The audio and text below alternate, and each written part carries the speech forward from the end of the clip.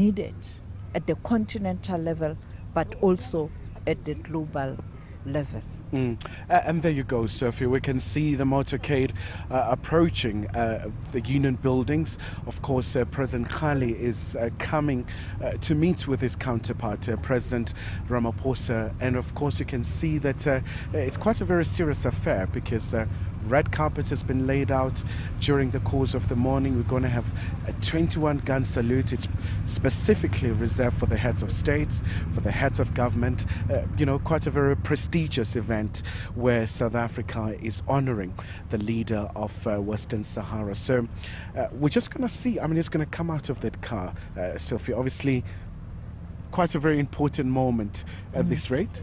Yes, an important moment, and as you pointed out, you have the 21-gun salute, and that's a clear indication that South Africa is committed to strengthening the relations.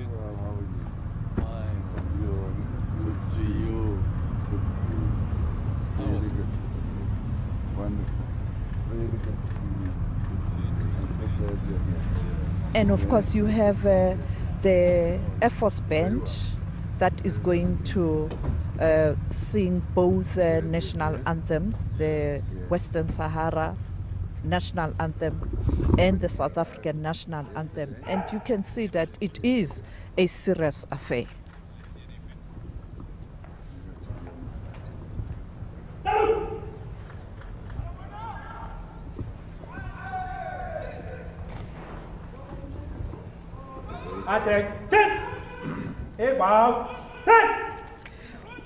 A very important area there, as you can see there, where they are. It reminds us of the struggle of the women in South Africa as they take those steps. You know that that famous Women's March, and one can only think about women in Western Sahara who are also engaged in a similar struggle where they want to be free and to be able to do what they want to do and carry on with the business of their country.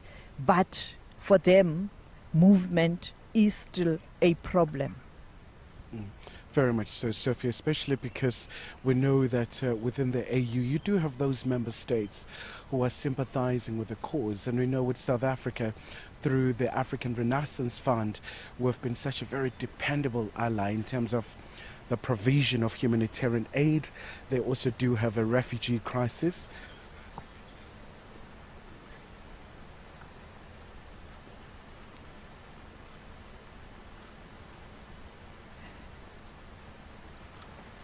You also have countries who are very sympathetic to Morocco. You can't ignore that.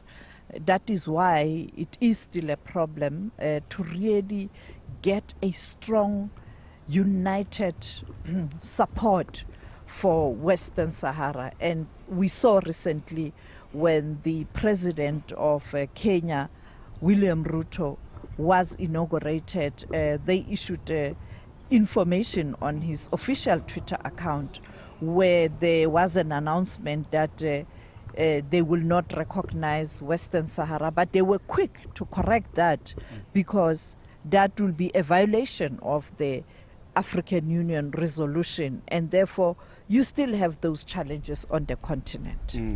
Very much so, Sophie. And of course we can see the two leaders walking down, and during the course, once they're done walking, there'll be that poignant moment where they do greet the ministers. There's that introduction from the South African side, and of course with the Western Sahara side as well, where they try to know each other, where they try to understand each other. But also, Sophie, looking at the portfolios that are here, I see once again the Minister of Arts and Culture, Sport and Recreation, the Minister in the Presidency, the Minister responsible for women issues in the country, but of course the top general of the SANDF. So by all accounts, it's going to be an absolutely serious engagement.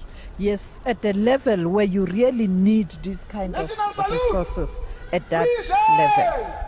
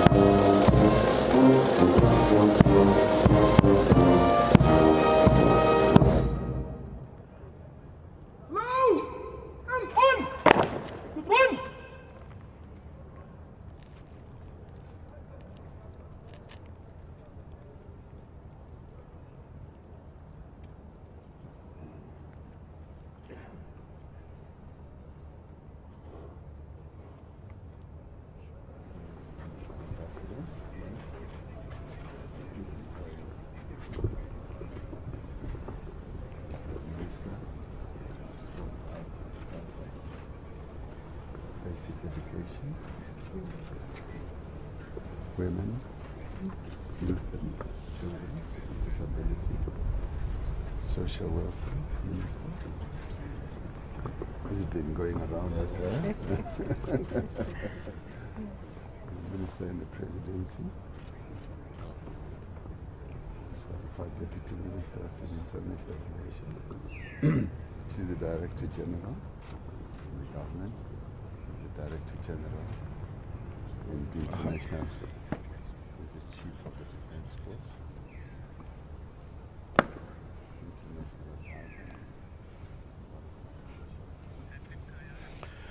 Well, of course, that's the South African delegation. Quite a very strong delegation, Sophie, in terms of key priority areas, in terms of South Africa's development and many other aspects. But of course, now it's the turn of President Kgali to show South Africa who is here with him. And we do know that a lot of areas of cooperation. So far, South Africa does a full memorandum of understanding in so many areas around development, around humanitarian aid, and of course other issues, really just to uplift this country that is facing quite a number of challenges, Sophie. I think my only concern is that I don't see anyone from South Africa's side who represent the economic cluster. And you know that at these challenging times, a country like this one definitely needs help in terms of economic recovery, as we know that countries have been affected by COVID-19 and now the war in Ukraine. Yes, I see a powerful representative or a delegation on social issues like education, social development, but I don't see economic cluster. At least with military, you spoke about the